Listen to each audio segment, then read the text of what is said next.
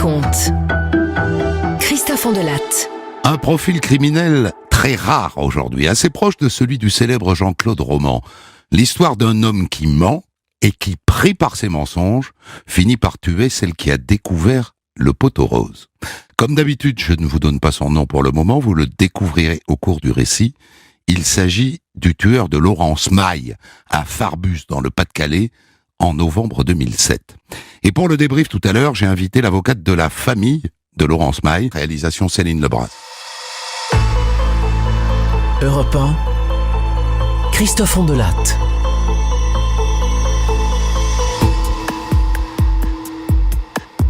Le 28 novembre 2007, vers 16h30, en sortant de la polyclinique de Bois-Bernard, dans le Pas-de-Calais, une femme voit sur un rond-point un chien, avec la laisse qui pend, un joli petit cocker roux. Elle s'arrête. « Viens là mon chien, viens !» Elle se dit « Il a dû s'échapper ?» Alors elle le fait monter dans sa voiture et elle le ramène chez elle. Et là, elle s'aperçoit qu'il y a une petite médaille accrochée à son collier, avec une adresse. 3 rue du 11 novembre à Farbus. Farbus, c'est pas loin, 7 kilomètres. Alors elle va sur les pages jaunes, elle trouve le numéro, elle appelle.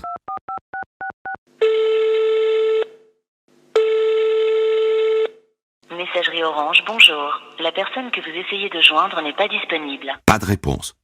Alors toujours sur les pages jaunes, elle cherche le numéro des voisins. Allô ? Oui, bonjour. Voilà, je viens de trouver le chien de vos voisins. J'ai tenté de les appeler, mais ils sont pas là. Ah ben, je vais les prévenir. Je vais mettre un mot sur leur porte.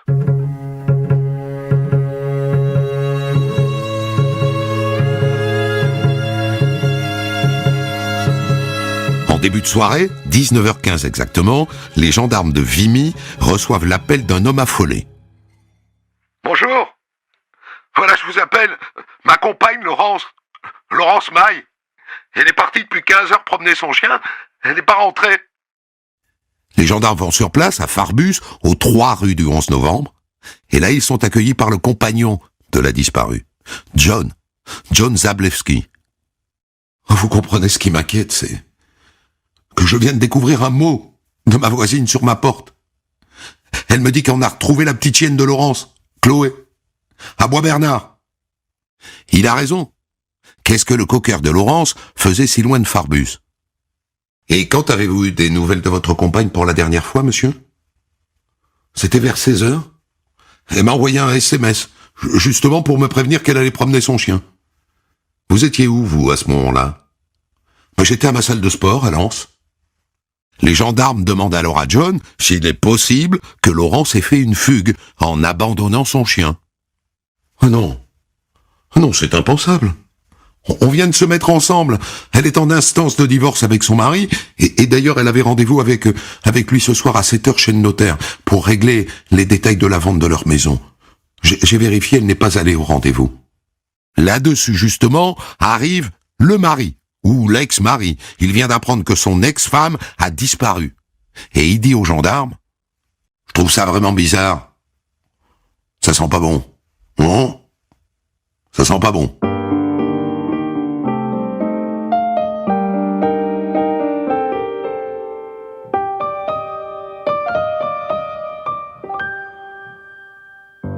Et donc, 3 patrouilles de gendarmes commencent à fouiller les environs.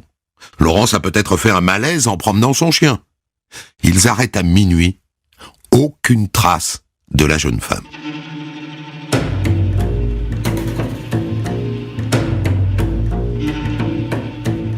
Le lendemain, l'enquête est confiée à la section de recherche de Lille. Et là, on monte d'un cran. Plus de 100 gendarmes ratissent le village de Farbus. Laurence et John vivent là depuis 6 mois seulement. Peu de gens les connaissent.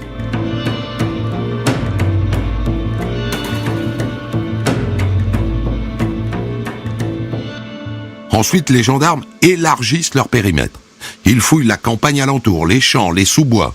Ils installent des barrages routiers. Bonjour, messieurs, dames. Je vous montre la photo d'une personne qui a disparu dans le secteur. Est-ce que, par hasard, vous l'auriez aperçue? Personne ne l'a vue. Laurence est introuvable.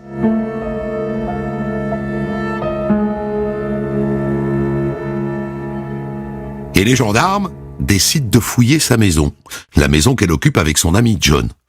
Et là, ils trouvent son sac à main, ses clés, son portable, ses papiers d'identité, son portefeuille, ce qui est déjà la preuve qu'elle n'a pas fait de fugue.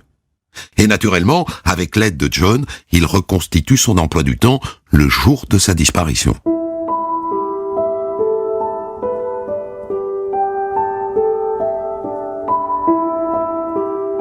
Le matin du 28, Laurence est souffrante. Elle ne va pas travailler à la Sécu à Lens où elle est employée. John lui prépare son petit-déj, il reste avec elle à la maison. En fin de matinée, il sort acheter du pain en voiture. Il dit qu'il ne trouve aucune boulangerie d'ouverte. Vers 14h, il va à Lens faire des courses. Il rend un DVD qu'il avait emprunté la veille. Il passe à la pharmacie retirer des médicaments pour Laurence et il va à sa salle de sport. Et c'est là qu'il reçoit le dernier SMS de Laurence. N'oublie pas de passer à la pharmacie, je vais promener le chien. Les gendarmes apprennent que Laurence a par ailleurs envoyé un SMS vers 9h à une collègue de la Sécu. Bonjour Sylvie, peux-tu prévenir la chef que je serai absent aujourd'hui parce que je suis malade? Et juste après, elle envoie un SMS à son amie Corinne, avec laquelle elle fait du sport. Coucou, aujourd'hui je suis resté au lit, je suis naze et j'ai mal au ventre. Je serai en forme jeudi en cours. Voilà. C'est un peu maigre tout ça. Et ça n'ouvre aucune piste. Aucune.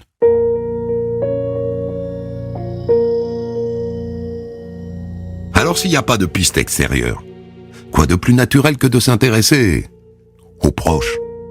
Oh, me dites pas que vous n'y avez pas pensé.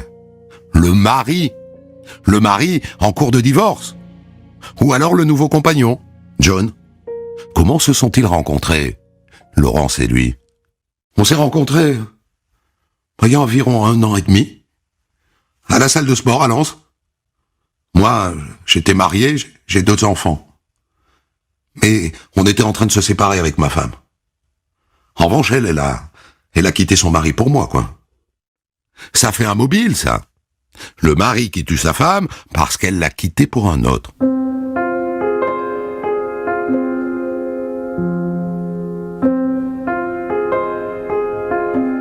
Quant à John, comment imaginer qu'il est mêlé à cette histoire?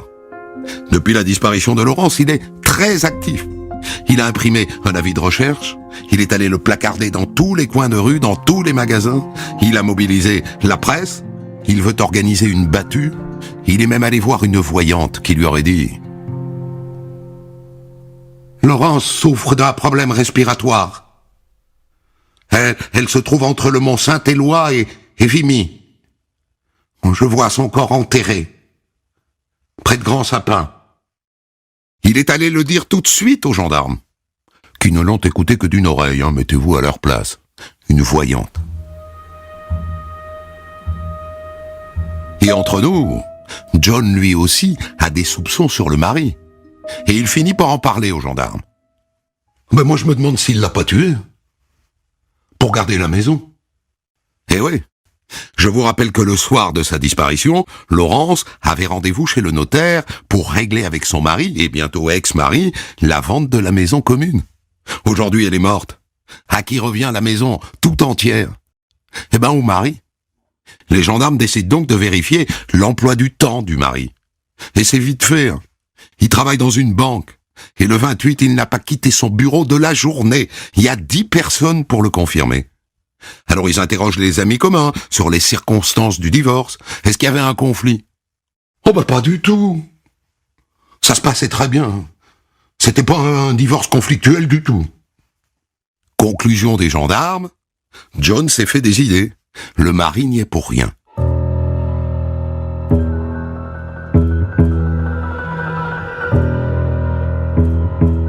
À moins qu'il n'ait voulu détourner l'attention, parce que, entre nous, il est bizarre ce John. Il en fait trop. Avec eux, avec les journalistes, il en fait des caisses. Il y a quelque chose qui sonne faux chez lui. Et puis ses déclarations, il y a 2 ou 3 trucs qui clochent. Par exemple, depuis la disparition de Laurence, il a changé la serrure de la porte arrière de la maison. Pourquoi? Eh ben, il est incapable de l'expliquer. Le chien. On le retrouve à 7 km de Farbus, mais il est tout propre, il est tout pomponné, comme si on venait de le déposer sur le rond-point où on l'a trouvé.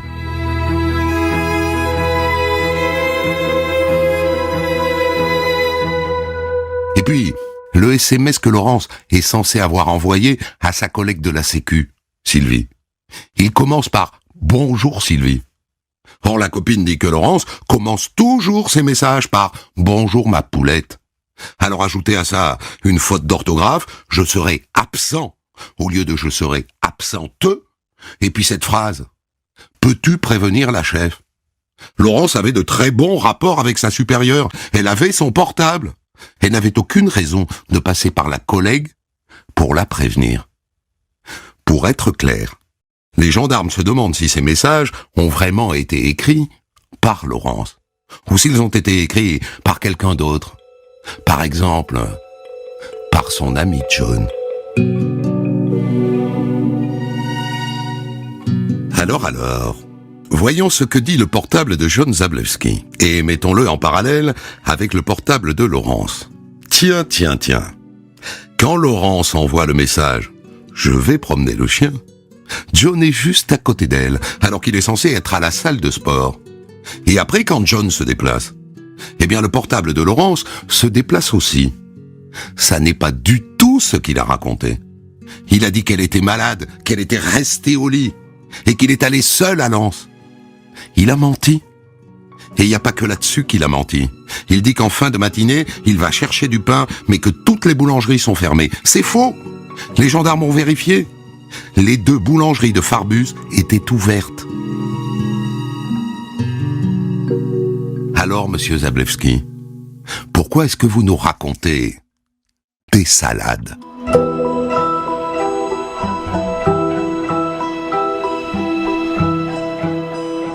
Six jours après le meurtre, les gendarmes reviennent fouiller la maison de Farbus, avec une équipe de TIC, les experts de la gendarmerie.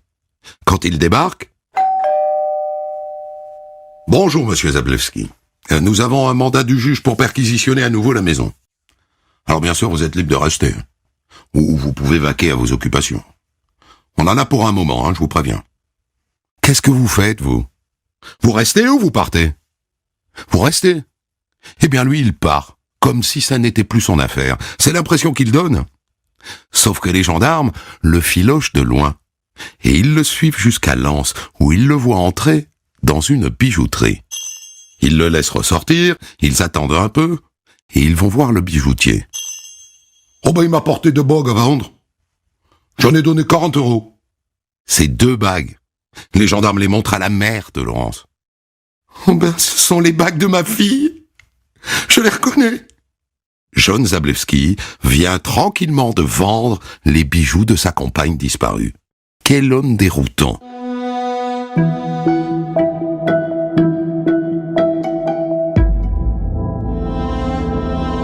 Retournons dans la maison de Farbus.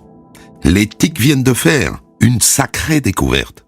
Le matelas conjugal, il est couvert de taches de sang.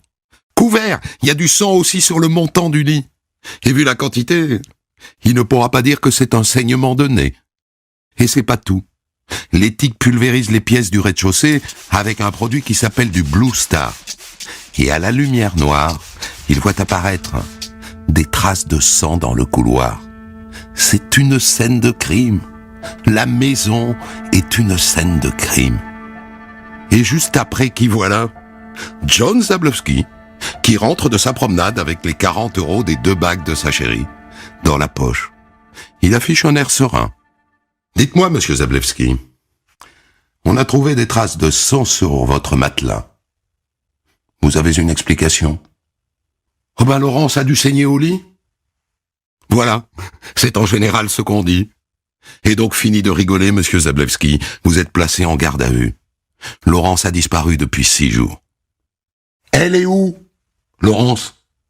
Allez, dis-le. C'est peut-être pas toi qui l'as tuée, elle a peut-être eu un accident. Mais elle est où ? Je vais vous dire la vérité. Ouais, elle est morte. Et là, mes amis, écoutez ce que l'oiseau va nous servir. Je suis parti faire un footing. Et quand je suis rentré, On s'est trouvé Laurence au lit, malade. Je l'ai trouvé dans son lit, oui, mais un fil de fer serré autour de la gorge. Accrochée au bois de lit, elle était morte. S'était suicidée. Je suis resté là un moment. Je me suis dit, on va m'accuser. On va dire que c'est moi. Pourquoi est-ce que vous n'avez pas appelé les gendarmes, les secours? Mais j'étais paniqué de la voir comme ça. Alors je l'ai habillée en tenue de joggeuse. Je l'ai mise dans le coffre. Il dit qu'il est allé dans le bois de Vimy, à 5 kilomètres. Je l'ai prise dans mes bras. Je suis tombé plusieurs fois. Et puis j'ai creusé. Je l'ai enterré. Et j'ai recouvert la terre de feuilles. Puis je suis parti.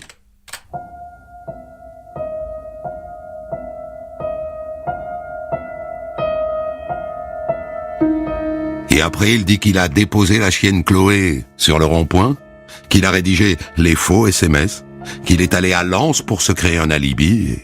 Et voilà. Vous avez compris l'enjeu, maintenant? Faut-il croire à cette histoire de suicide? Les gendarmes n'y croient pas une seconde, je vous le dis tout de suite, et vous non plus d'ailleurs, et moi non plus. Dans l'immédiat, où est le corps de Laurence? Il est 2h du matin. Est-ce qu'on y va tout de suite, ou est-ce qu'on attend demain? Eh bien lui, il est d'accord pour y aller tout de suite. Alors on appelle la juge d'instruction, on la réveille, on embarque l'avocate, et on va dans le bois de Vimy, où sans la moindre hésitation, John Zablewski montre l'endroit. C'est là. Les gendarmes commencent à creuser. Faites attention avec les pelles. Vous allez toucher le corps et l'abîmer. Et à peu près sous 30 cm de terre, il tombe sur le corps de Laurence, les pieds et les poings ligotés par du scotch et la tête couverte d'un sac poubelle. Pourquoi vous avez mis le sac? Je voulais pas que le visage de Laurence soit attaqué par les bêtes qui vivent sous terre. Et John Zablewski réclame de retirer lui-même le sac. Ça lui est refusé, bien sûr.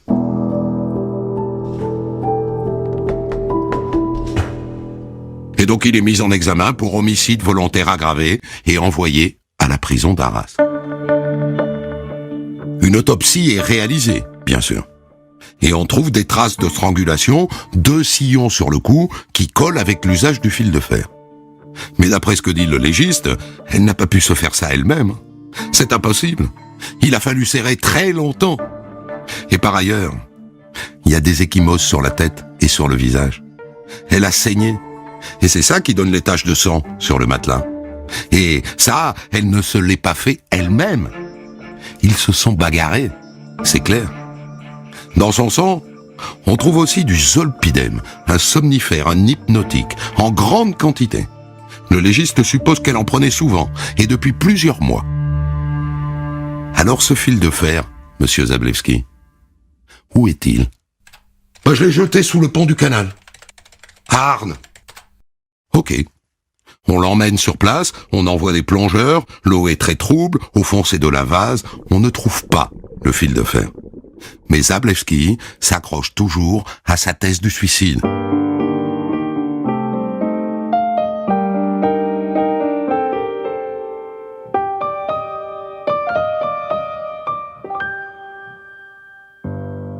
Là-dessus, 15 jours après la mort de Laurence, arrive chez l'avocat de John Zablewski une lettre anonyme, bourrée de fautes d'orthographe. Une lettre qui explique que John est innocent et qu'il est incarcéré à tort. Le vrai coupable, c'est le mari, avec cette explication. Il préfère voir son épouse morte qu'heureuse avec un autre. La lettre désigne aussi des complices, un couple d'amis du mari. 2 semaines plus tard, 2e lettre, qui cette fois contient un plan qui indique un endroit où seraient enterrés des clés et des bijoux. Et cet endroit, c'est le pont sur le canal à Arnes, le même où on a cherché le fil de fer. Et donc on fouille avec des détecteurs de métaux, et on ne trouve ni clés, ni bijoux.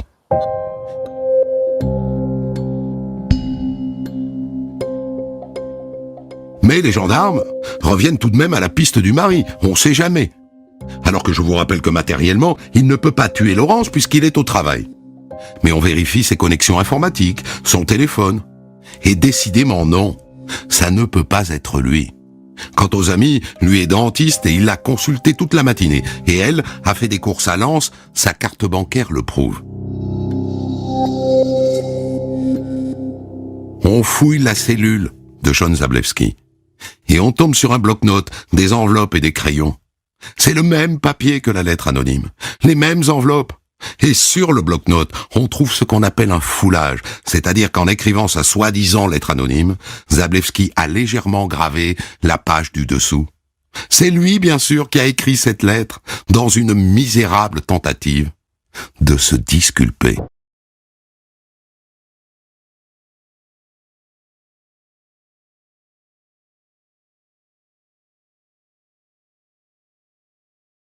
Alors qui est ce type-là, qui est sans doute l'assassin de Laurence May? John a grandi à Arnes, père soudeur, mère épicière et femme de ménage. Scolarité moyenne, il passe son BEP, il enchaîne les petits boulots et il trafique un peu de cannabis.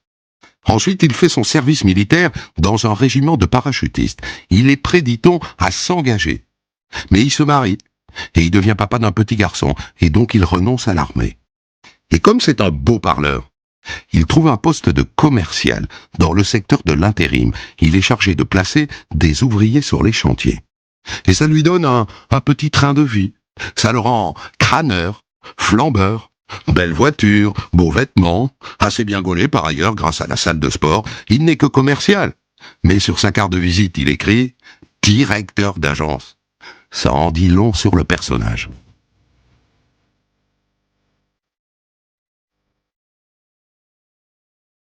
Quelques mois avant le crime, il démissionne de son agence pour une autre agence où il prend du galon. Mais il se fait virer au bout de 6 mois. Et ça, on s'aperçoit qu'il ne le dit pas à Laurence, sa nouvelle compagne. Il lui cache qu'il est au chômage. Le matin, il fait semblant d'aller travailler. Et le soir, semblant de rentrer du travail. En vérité, il passe ses journées à la salle de sport. Il y a du Jean-Claude Roman dans John Zablewski. Parce qu'en plus, il est sans emploi, mais il dépense, ça pour dépenser, il fait des chèques à tire-larigot, et là, arrive la scène qui est sans doute à l'origine du crime. Laurence découvre qu'il ne paye plus le loyer de la maison. Elle découvre le poteau rose, l'orgueil de John en prend un coup.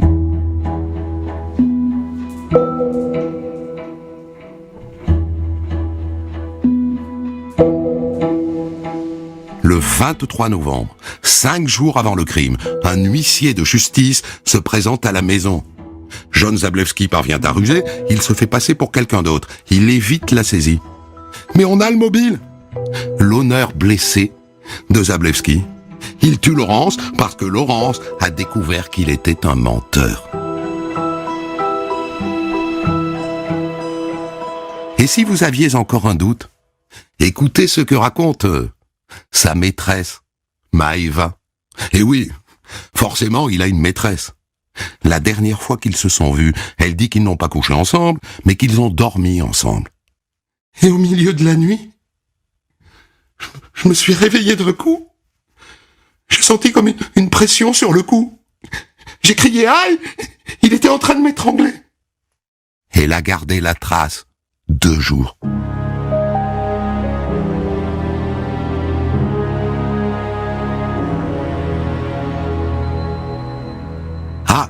Autre chose. Vous vous souvenez du somnifère, le zolpidem, dont on retrouve une grosse quantité dans le sang de Laurence. On a pu penser que c'est elle qui le prenait. Mais les gendarmes sont allés voir dans les fichiers de la Sécu. Aucun médecin ne lui a jamais prescrit de zolpidem. Alors que lui, en revanche, John, s'en est fait prescrire par son docteur 1 semaine avant le meurtre de Laurence. Pendant combien de temps va-t-il défendre encore la thèse du suicide ?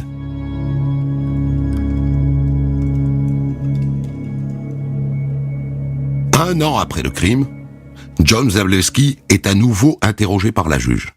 Il a compris que son histoire ne tient pas, alors il en invente une autre. Tout ce que j'ai dit jusqu'ici est faux. pas du tout ce qui s'est passé. Je suis prêt à dire aujourd'hui ce qui s'est réellement passé. Et là, accrochez-vous.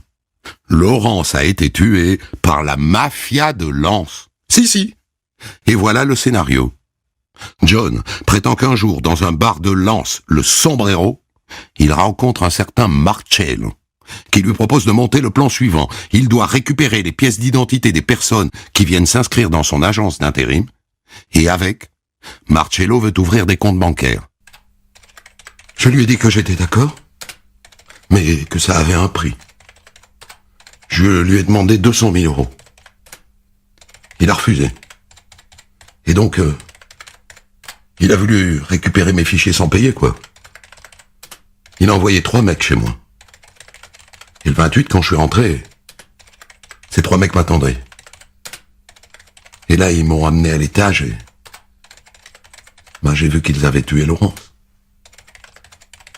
Et après, ils m'ont conduit pour enterrer le cadavre jusqu'au bois de Vimy. C'est comme ça que je savais où elle était. Quelle fable! Mais quelle fable! Qui peut croire à une fable pareille? Et les gendarmes perdent un temps fou à essayer d'identifier ce Marcello qui bien sûr n'existe pas. Alors, quelle version va-t-il servir devant la cour d'assises?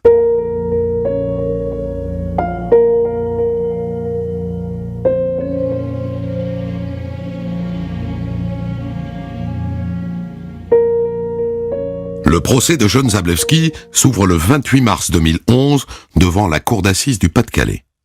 Il entre dans le box, il ne jette pas un regard à la salle. Et la présidente lui demande: « Monsieur Zablewski, levez-vous, je vous prie. Quelles sont vos intentions? Allez-vous plaider coupable ou non coupable ?»« Coupable, Madame la Présidente. »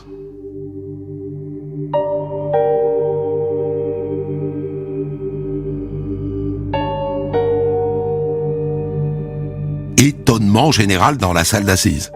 Après 3 ans et demi de mensonges, il va donc dire la vérité. Eh bien oui. Et voilà ce qu'il raconte. Enfin. Elle avait découvert mes mensonges. Le fait que j'étais au chômage, tout ça. On s'est disputé. Elle voulait me quitter. J'ai été pris d'un coup de colère. On était dans la chambre. Je l'ai poussée sur le lit. Je voulais la faire taire. Elle avait un collier et un foulard, alors j'ai serré. Et puis à un moment, je me suis aperçu qu'elle bougeait plus. Je venais de la tuer. Il a raconté tout ça d'une voix monocorde, sans aucune émotion. Mais au moins, il a enfin reconnu les faits. Enfin.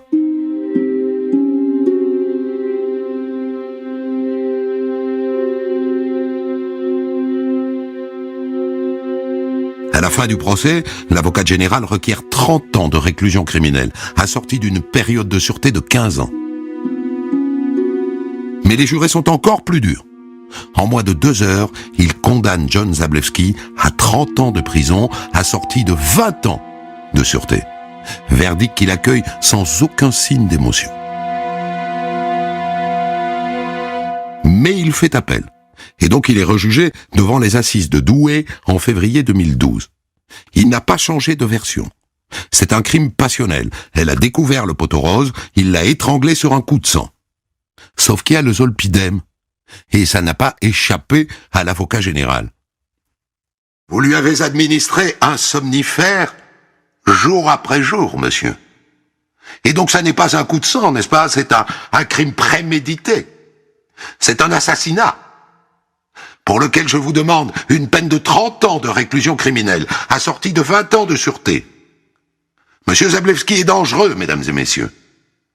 30 ans, 20 ans de sûreté, l'avocat de Zablewski, maître Gribouva, trouve que c'est beaucoup.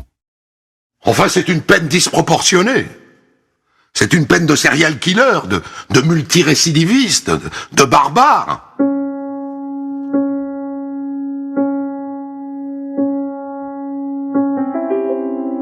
Mais ça ne convainc pas beaucoup les jurés, qui condamnent finalement Zablewski à 30 ans de réclusion criminelle, assorti d'une période de sûreté de 20 ans, avec en bonus un suivi socio-judiciaire de 10 ans après sa sortie.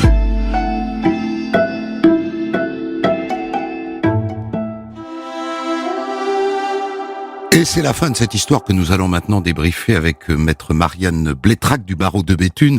Vous étiez, maître Blétrac, dans cette affaire, l'avocate partie civile, donc l'avocate de la famille de la victime, Laurence Maille. Première observation sur le verdict. John Zablewski est condamné pour meurtre, n'est-ce pas pour assassinat? En effet, il est condamné pour meurtre et pas pour assassinat, puisque ça n'a pas été retenu lors de l'instruction. Donc, on ne pouvait pas changer en cours de procédure le fait que ce soit un meurtre et pas un assassinat. Ça aurait été très très compliqué pour prouver l'assassinat. Donc, c'est sur meurtre qu'il a été condamné, mais très lourdement, puisque pour un meurtre, c'est pas la peine normalement réclamée. Oui, il a raison, maître Gribouva. 30 ans, plus 20 ans de sûreté, plus 10 ans de suivi socio-judiciaire, pour un meurtre qui n'est pas un assassinat, c'est beaucoup quand même. C'est énorme. Ça correspond à quoi? Ça correspond à son attitude générale. Hein. En fait, Zablewski nous a menés en bateau pendant 3 ans et demi. L'instruction a été menée avec beaucoup de précision. Madame le juge d'instruction a suivi toutes les pistes qu'il a données. Donc ça a fait perdre énormément de temps. Il faut penser aussi aux victimes, c'est-à-dire aux parents qui étaient là derrière et qui disaient mais pourquoi c'est si long, quand est-ce qu'il va être jugé, etc. Donc surtout que mes clients, monsieur et madame Maille, ce sont des personnes âgées, c'était leur fille unique. Donc vous voyez à quel point ça pouvait être choquant pour eux que ça soit si long. J'imagine que le fait que la maîtresse, la Maëva, elle aussi vienne dire il a failli m'étrangler a pesé. Ah évidemment. Lui il a contesté, évidemment, il contestait, mais je vois pas pourquoi elle aurait raconté ça, cette jeune femme. D'ailleurs, c'était après la disparition, on n'avait pas encore retrouvé Laurence, mais c'était après la disparition de Laurence, il l'avait appelée pour venir passer la soirée avec lui, il a tenté de coucher avec elle, elle a pas voulu. Donc ils ont dormi parce que, je sais pas, il était angoissé, soi-disant, dans le même lit, et pendant la nuit, il aurait tenté de l'étrangler. Ce qui se dessine là, c'est un tueur en série. C'est très inquiétant, oui, en effet.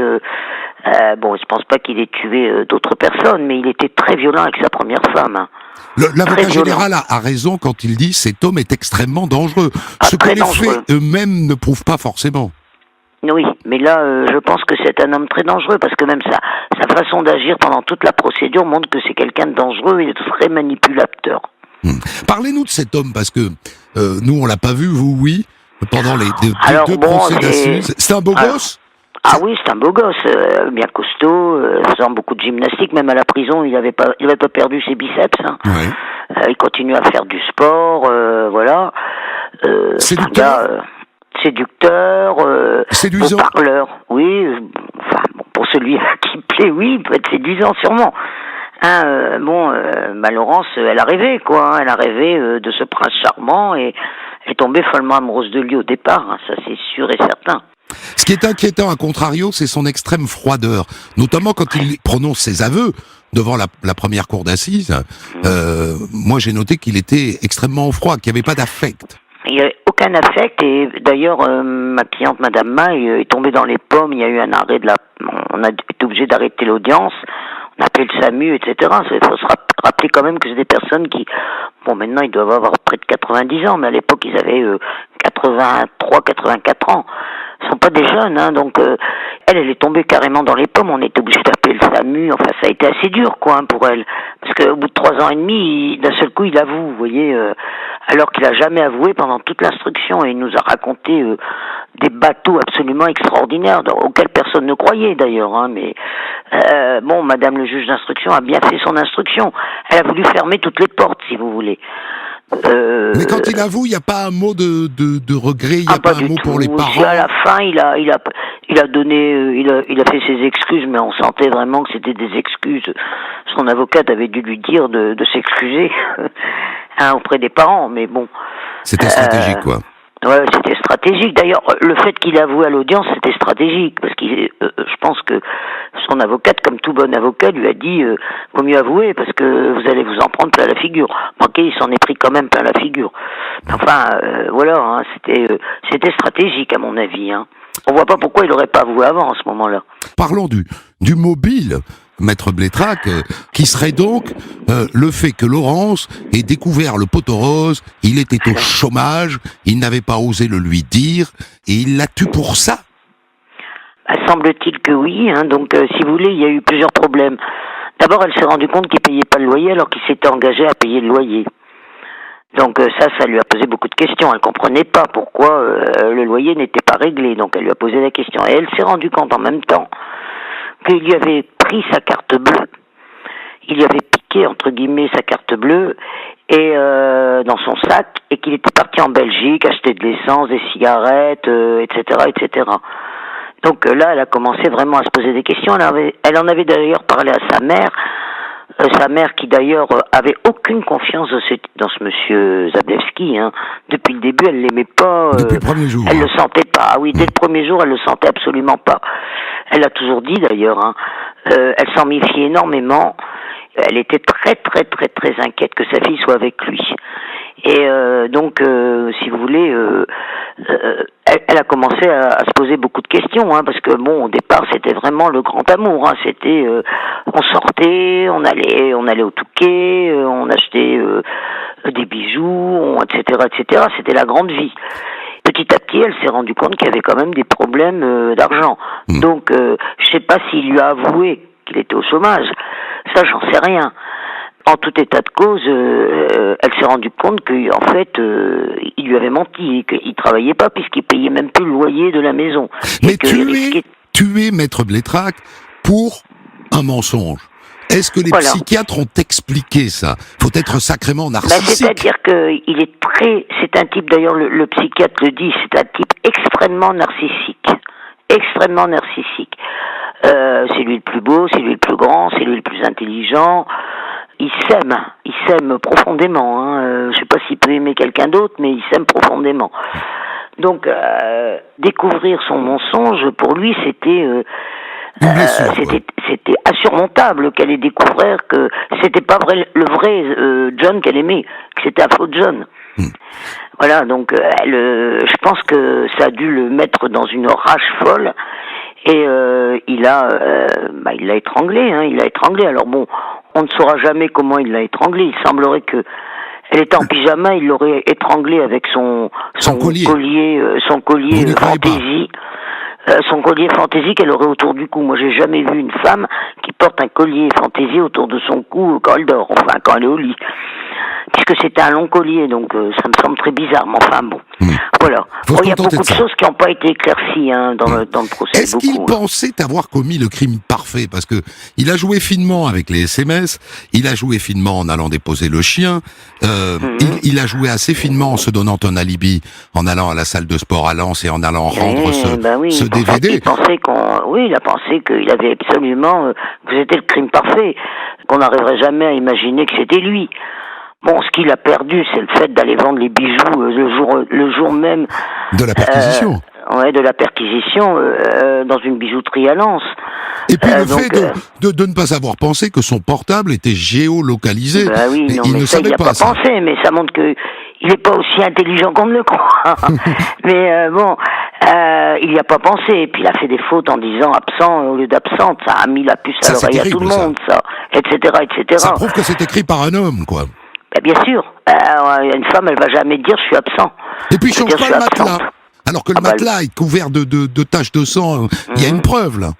Ben oui, mais il dit qu'elle avait saigné au départ. Après il dit que vous avez bien expliqué toute l'affaire. Après il dit que c'est des voyous. Après avoir dit que c'était son mari. Après avoir dit qu'elle s'était suicidée. Après avoir dit que c'était pas lui, que c'était le pauvre dentiste là qui n'y pouvait aimer.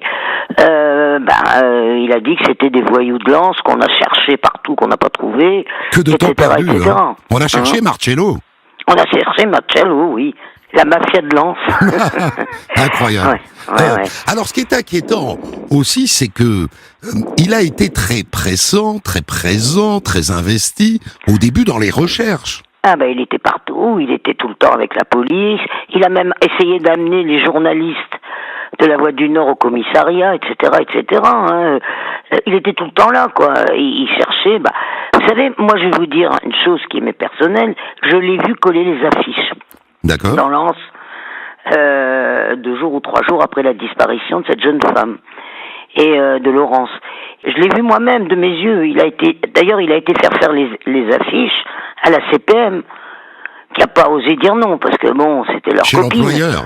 Les employeurs, ils ont dit, bah oui, faites les affiches. Alors, il a fait des affiches pour coller un petit peu partout, dans toute la région, quoi. C'est lui-même qui allait les coller, hein. Il faut quand même le faire, quoi. Je veux dire, c'est quand même incroyable. Je pense à tous mes confrères qui disent que Jonathan Daval est le premier fourbe de l'histoire criminelle. C'est faux. C'est assez courant, finalement, que celui qui participe aux recherches... Bah, ça y ressemble beaucoup, hein. Oui. Ça y ressemble beaucoup, hein.